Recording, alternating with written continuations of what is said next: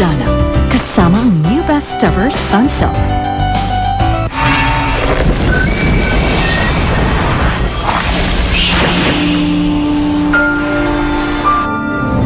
Gusto kong gamitin si Adana. Parang pang-asar kay Mami. Gusto mo ipagsigawan ko pa dito sa opisina? Adana, will you be my date? Sir, ano ba? Adana! I hate you, Adana. Alam ko na kung sino yung tatawagan natin. Isa lang naman ang pwede magdikta kay Billy, di ba? Ba't kasama niyo yun? Siguro, pinilit kayo ni Lola Olga, no? Mukhang may date kaya ata. Joma, pwedeng huwag mo na lang to sabihin kay inay. Hindi ka nagsasabi sa nanay mo? Sir Billy. Ganda mo naman, Adana. Iba ka sa mga babaeng nakilala.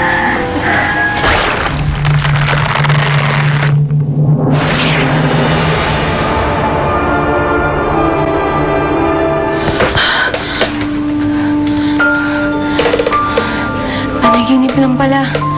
May gusto sana akong ipakilala sa inyo. At sino naman siya? Ma? Si Adana. Adana. Nililigawan ko siya, Ma.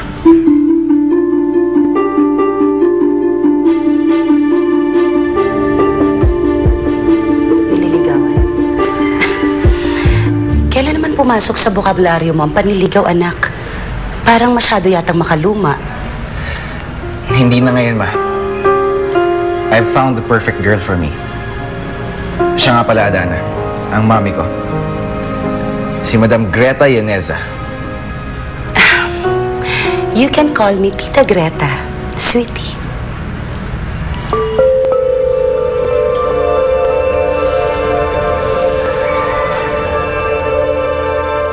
May mga anak ka ba, Pocholo? Oo. Pero malalaki na sila. May kanya-kanya na silang pamilya. Hindi ka ba nahirapan nung isa-isa na silang kinasal? Nung una. Pero eventually, pinabayaan ko na rin sila. Hindi ka ba natakot na paano kung masaktan sila pagkatapos wala ka sa tabi nila? Kasi ako, palagi ko inaalala si Adana. Paano na siya kung mawala ako? Hindi naman habang buhay, mapoproteksyonan mo yung anak mo. Nasa sa pagpapalaki mo sa kanya yan. Kung may hahanda mo siya sa mga problema niya sa buhay. Kung sa bagay, siguro kailangan ko ring hayaang maranasan ni Adana ang iba't ibang pagsubok sa buhay. Kung yun naman ang makapagpapalakas sa kanya, hindi ba? May mga pinagdadaan ng lahat ng mga tao. Pero kahit na masakit, kung sa ikakabuti naman nila yun, hindi ba? Oh. Alam mo, pare, sayang late ka. Hindi mo tuloy kami nakunan ni Adana.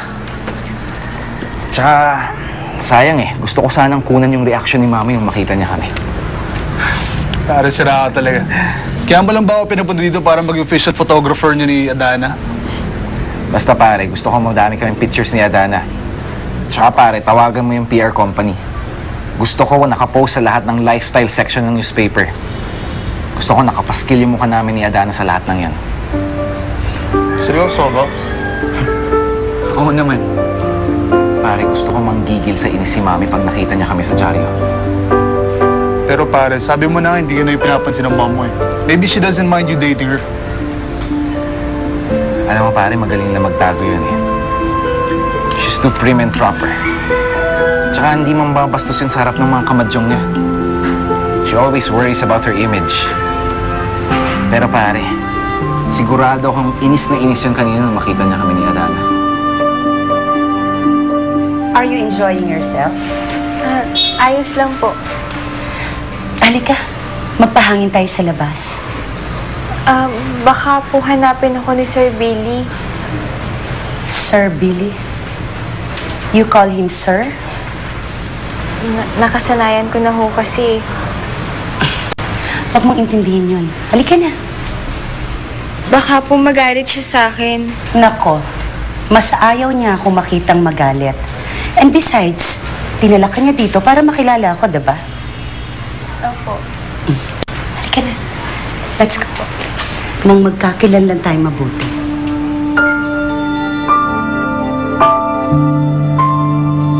Ito pare, hindi ko ba guilty? Saan? In a way, ginagamit mo siya pare. Para inisin ng mami mo. All at the expense of Adana. Parang tagilid yun pare. Bakit? Eh, mukha naman nag-i-enjoy siyang nilalabas-labas ko siya eh. Tsaka hayaan mo na yun. She seems to like the attention. Do you like my house, Adana? Opo. Ang ganda-ganda po. Tapos ang laki-laki pa. Alam niyo po, ngayon lang ako nakakita ng ganitong kalaking bahay. Alam mo bang single mother ako? Sabay kong pinalaki ang negosyo ko.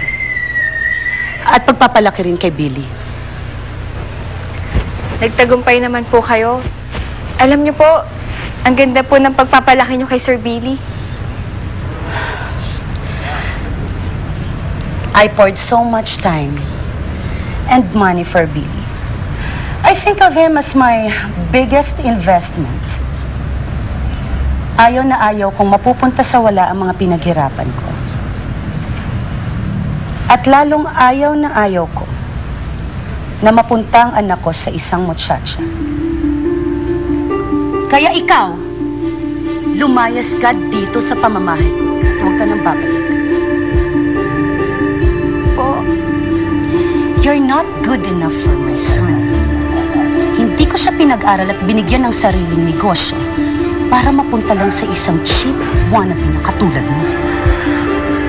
You and your cheap dress and filthy shoes. Nagtitiri ako sa'yo! Dinala mo pa dito ang bahot sangsang ng squatters! You make me sick. Now, get out of my face. Lumayas ka dito! Layas!